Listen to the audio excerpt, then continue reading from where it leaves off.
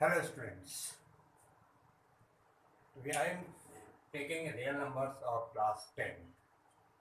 So I have explained in my previous video about the real numbers, what are the real numbers, why the name of the chapter is real numbers, x everything. And I will also explain you Euclid division lemma, why it is said lemma, what is the importance of Euclid division lemma, how we calculate the SCF by the Euclid division lemma. So today I am going to explain you the application of Euclid division lemma. Euclid division lemma का application explain करने जा रहा हूँ. इससे हमने एक statement निकाला था a equal to B Q plus R पिछले वीडियो में. कैसे ये स्टेटमेंट आया, ये स्टेटमेंट कैसे आया, ये मैंने अपने पिछले वीडियो में आपको निकाल के दिखाया था.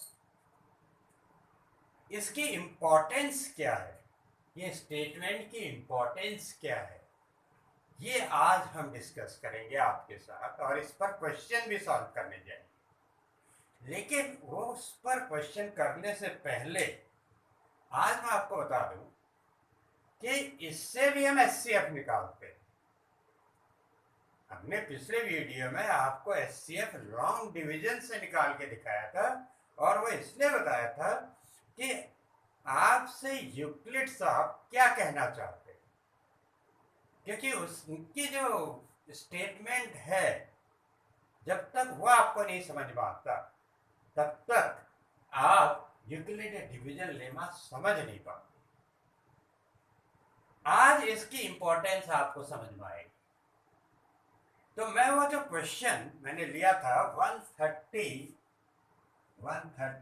एंड 225, इसका हमने एचसीएफ निकाला था लॉन्ग डिवीजन मेथड से.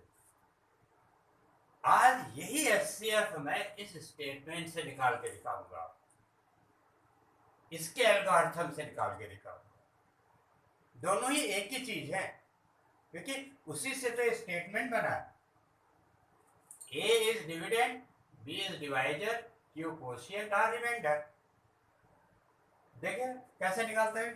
225 को हम 130 से डिवाइड करेंगे, कितनी बार जाएगा. 225 135 सॉरी 135 लिया था हमने. 135 से डिवाइड करेंगे, how many times it will go, one time, remainder क्या आएगा 90. तो यूक्लिड से आपने जो स्टेटमेंट में कहा था, ये जो डिवीजन प्रोसेस तब तक चलेगा जब तक रिमाइंडर जीरो नहीं आएगा. तो रिमाइंडर जीरो नहीं आया तो अब क्या होगा, ये जो रिमाइंडर है ये पिछले डिवाइजर को डिवाइड करेगा. यही तो हमने वहां भी किया था पिछले डिवाइड उसमें. अब इससे इसको डिवाइड करिए, अब ये डिविडेंड हो जाएगा, ये डिवाइजर हो जाएगा. तो 90 से डिवाइड करिए इसको, वन टाइम जाएगा.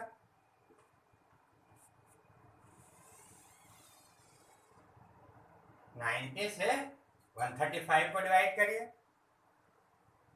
कितनी बार, रिमाइंडर क्या आएगा 45.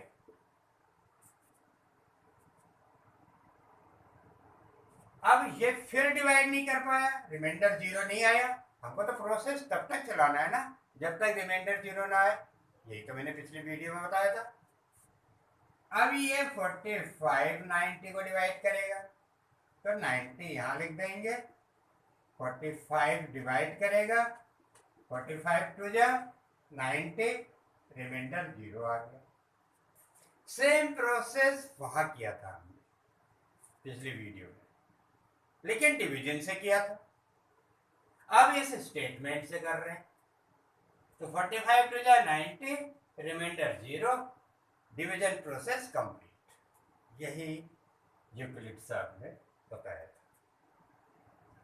तो हो गया एचसीएफ. आ गया एचसीएफ, क्योंकि इसने पूरा डिवीजन कंप्लीट कर दिया, इसने डिवाइड कर दिया. HCF 45 completed.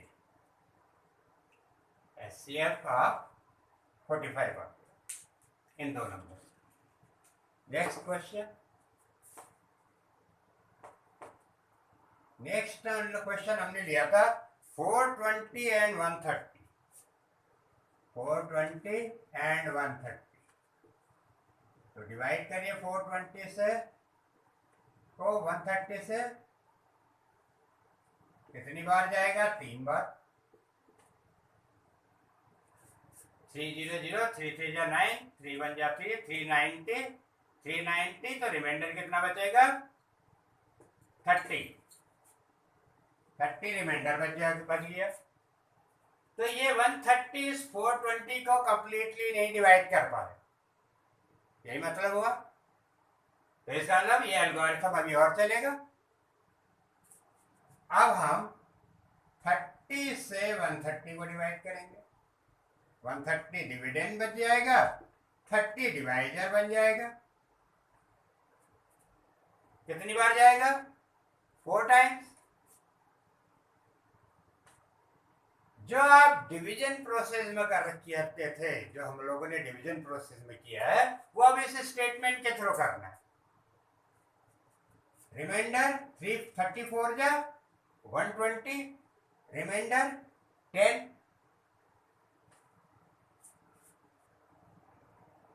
नहीं कर पाया डिवीजन, रिमाइंडर 0 नहीं आया, यहां 0 आना है, तब ये डिवीजन प्रोसेस कंप्लीट होगा। अब ये 10 30 को डिवाइड करेगा। अब ये 30 डिविडेंड हो जाएगा, 10 डिवाइजर हो जाएगा, 10 3 जा 30, रिमाइंडर 0 आ गया। डिवीजन प्रोसेस कंप्लीट हो गया, डिवीजन प्रोसेस कंप्लीट हो गया क्योंकि इसने डिवाइड कर दिया। तो एचसीएफ ऐसे भी लिख सकते हैं 420, 130 इक्वल टू 10।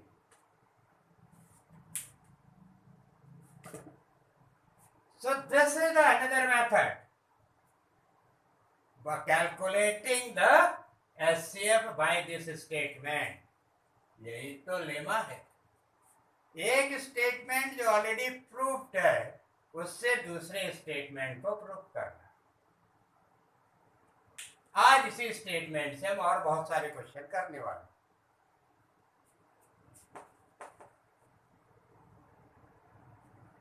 क्वेश्चन है, use Euclid's division lemma to show that the square of any positive integer is either of the form 3m or 3m plus 1. The square of any positive integer is either form of 3m or 3m plus 1. A is equal to bq plus r, तो हम ले लेंगे A is equal to 3q plus r and r ले लेंगे 0 1 2। अब पहले r is equal to 0 लीजिए, r is equal to 0, तो a is equal to 3q whole square, question की रिक्वायरमेंट है square of any positive integer. तो 3q whole square 9q square can be written as 3q square. You will write it for some integer m. When we will solve it, we will get some integer. हमको कोई integer ही मिलेगा, हम q की value कुछ भी value put करें तो we will get some integer and that some integer is m।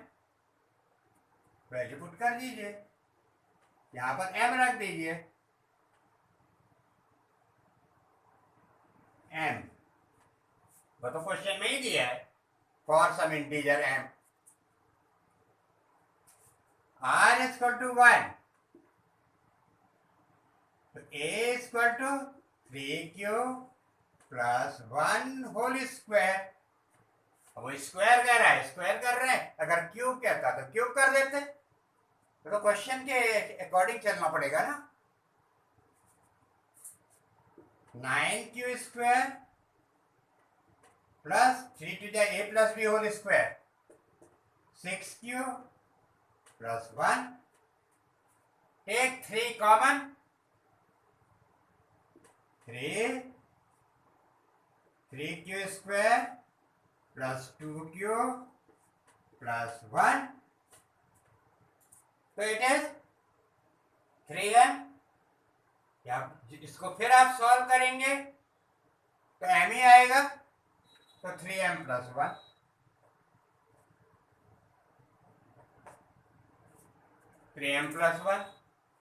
Now r is equal to 2,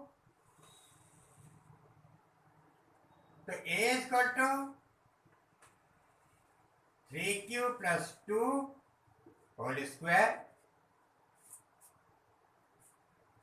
तो 9q² plus 3 to the 6 to the 12, 12q plus 4, 9q² plus 12q plus 3 plus 1, 9q² plus 12q plus 3 plus 1, 4 को हमने 3 plus 1 लिख दिया, तो it is 9q, 3 common ले लीजिए, 3q² plus 4q plus 1 plus 1. So it is, again when you will put some value of q, so you will get some integer and that some integer is m, so 3m plus 1 आ गई आपकी सारी value, 3m और 3m plus 1, 3m 3m 3m 3m plus 1, 3m plus 1, यही लाने के लिए कहा, 3m और 3m plus 1 ही आएगी, चाहे आप कुछ भी रख लीजिए, इस 3mq plus 1 करिए या 3q plus 2 करिए या 3q 3m या 3m plus 1 ही आएगी वैल्यू, यही बोला। Next,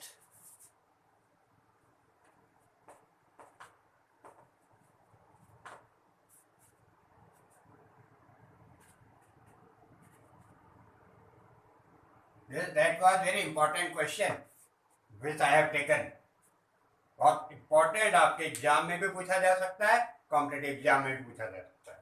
next question also is very important, if the HCF of 657 and 963 is expressible in the form 657x 963 into minus 15 find x, इन दो numbers का HCF 657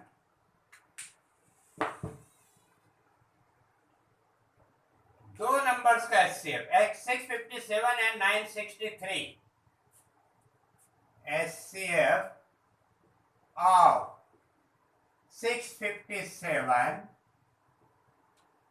and 963 को हम इस फॉर्म में एक्सप्रेस करें जो दे रखा है, इक्वल टू, मतलब हुआ 657x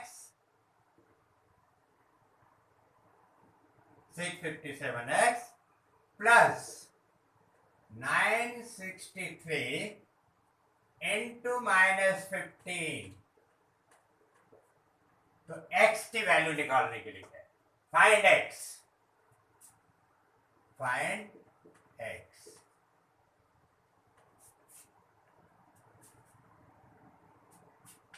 फाइंड x। अब बताइए कोई मुश्किल है question? If the HCF of 657 and 963 is expressible in the form, find x. So this is the question.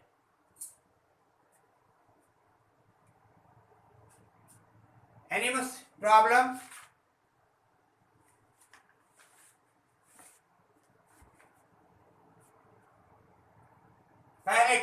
पहले इन दोनों का एचसीएफ निकालेंगे। तो 963 equal to 657, how many time it will go? By same statement आपके पास दोनों ऑप्शन है, आप उससे भी निकाल सकते हैं जो मैंने पिछले वीडियो में डिवीजन करके निकाला था। अगर आपको वो इजी लगता है उससे निकाल लीजिए। मैं आपको आज इसकी प्रैक्टिस करवा रहा हूं। पिछले वीडियो में मैंने उस डिवीजन मेथड की प्रैक्टिस करवाई थी। You have both the option, जो इजी लगे। एचसीएफ निकालने से मतलब है लॉन्ग डिवीजन से निकाल लीजिए या ऐसे स्टेटमेंट से निकाल लीजिए। 657 इंटू 1 माइनस कीजिए 306,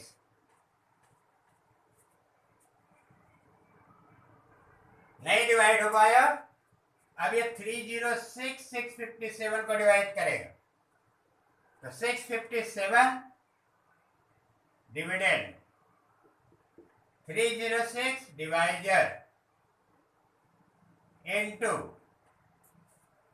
कितनी बार जाएगा? How many times?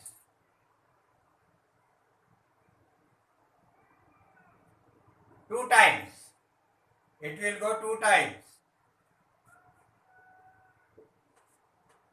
2 times it will go. Remainder कितना आएगा? 45. अगेन कंप्लीटली डिवाइड नहीं हुआ,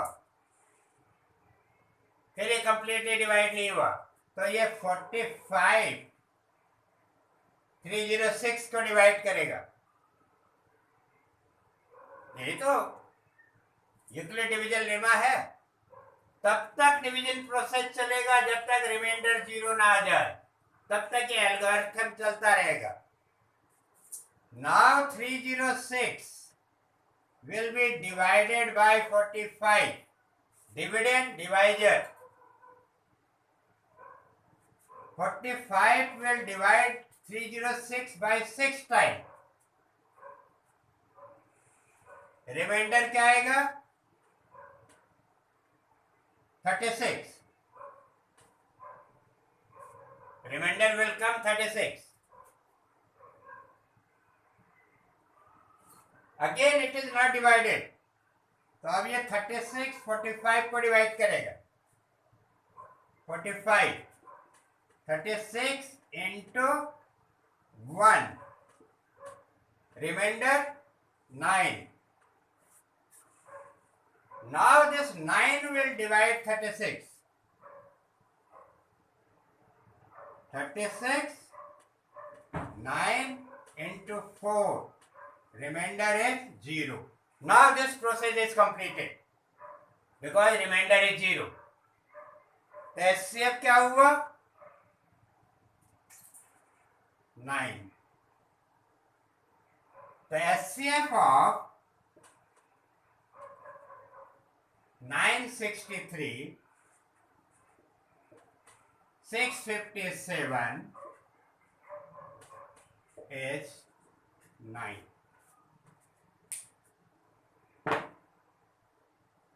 तो मैंने आपको दोनों मेथड की प्रैक्टिस करवा दी एचसीएफ निकालनी। पिछले वीडियो में मैंने डिवीजन से निकलवाया, इस वीडियो में आपको इस स्टेटमेंट से निकलवा दिया। आपके पास दोनों मेथड है, जिस मेथड से आप करना चाहिए, जो आपको इजी लगे। बोथ द मेथड्स यू है, और कैसे है दोनों प्रैक्टिस करवानी, और दोनों ही मेथड मुझे लगता है आपको आसान लगने लग गई होगी। तो नाउ यू हैव एचसीएफ 9। अब इसमें वैल्यू पुट कर दीजिए।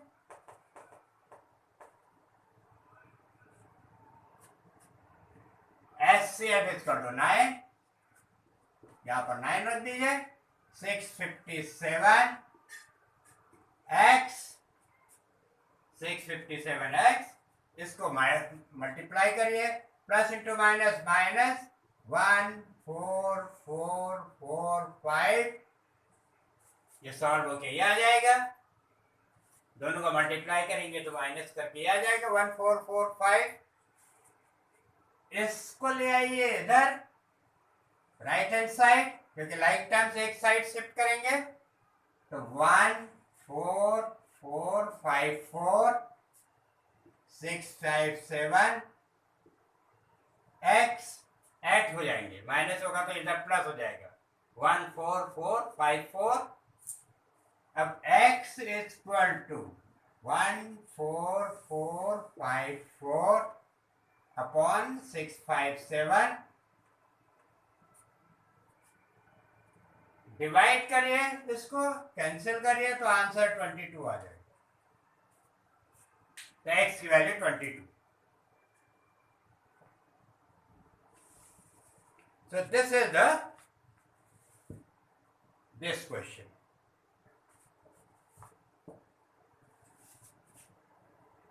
कितना आसान है। This question is asked in the competitive exam NTSC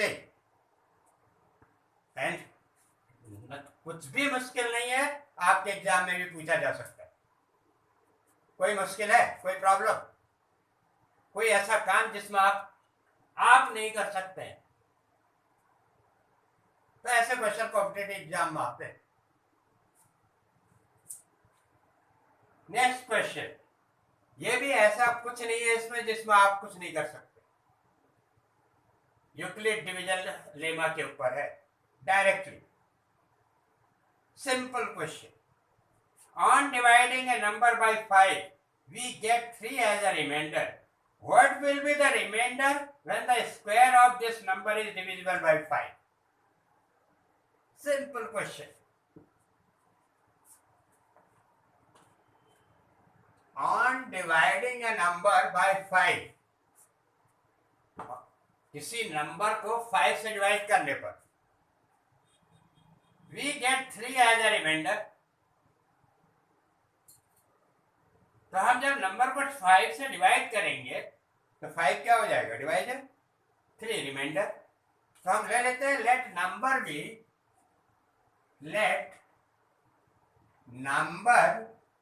B 5q plus r। 5 से डिवाइड कर रहे हैं तो q कोशिएंट होगा, r इस रिमाइंडर दे रखा है 3। तो इससे जो रिजल्ट आएगा वो नंबर ही तो आएगा a, और वो नंबर हमने सपोज कर लिया 5q plus 3। Now the question is what will be the remainder when the square of this number is divisible by 5। इसके स्क्वायर को अगर हम 5 से डिवाइड करें तो क्या रिमाइंडर होगा।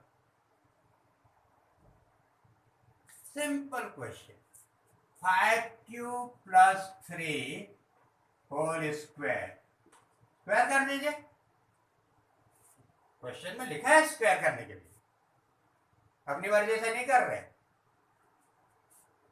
25q स्क्वायर, 5 3 जा 15 2 जा 30, q 3 का होल स्क्वायर 9। जैसा क्वेश्चन में कहा जाता है वैसा किया है, सिंपल है 9। नाउ सेइंग डिवाइड बाय 5, इसको 5 से डिवाइड करना है तो रिमाइंडर क्या आएगा। अगर हम 5 से इसको डिवाइड करें, 5 से डिवाइड ऐसे ही तो होगा, dividing by 5, dividing by 5, dividing by 5, dividing by 5। ये 5 से डिवाइड होगा तो कैंसिल हो जाएगा, 5 5 जा 25, 5 6 जा 30। ये 9 5 से डिवाइड होगा, ये तो आपका 5 से डिवाइड हो जाएगा, 5 5 जा 25 हो जाएगा, ये भी 5 से डिवाइड हो जाएगा। क्या ये 9 5 से डिवाइड होगा, 5 1 जा 5, क्या रिमाइंडर आएगा 4। तो रिमाइंडर इज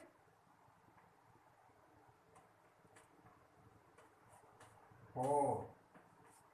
यही क्वेश्चन है, what will be reminder, reminder is equal to 4, because other terms are cancelling, other terms are dividing by 5, but this 9 is not dividing by 5. So therefore remainder is equal to 4. Question completed. So these type of questions are asked in the competitive exams, which are very simple. And this is the application of Euclid division lemma. And we will solve some more questions, some more application, but in the next video. इनमें भी अगर आपको कोई confusion है, कोई problem है, कोई difficulty है, तो you can write in the comments. We will have a doubt class in the week next, in the week के end में, उसका भी हम एक वीडियो बना देंगे और आपको प्रैक्टिस करके अच्छी प्रैक्टिस करवा देंगे, क्योंकि कंफ्यूजन, ये जो डाउट्स हैं, आपके concepts must be clear. I am preparing you for the board, I am preparing you for the competitive exams. क्योंकि अगर सब्जेक्ट आपका स्ट्रांग है तो आपके लिए कोई भी एग्जाम, चाहे बोर्ड हो चाहे कॉम्पिटिटिव एग्जाम हो, फिर कोई प्रॉब्लम. तो base must be strong, basics must be strong. तो आज के लिए इतना ही. Thank you very much.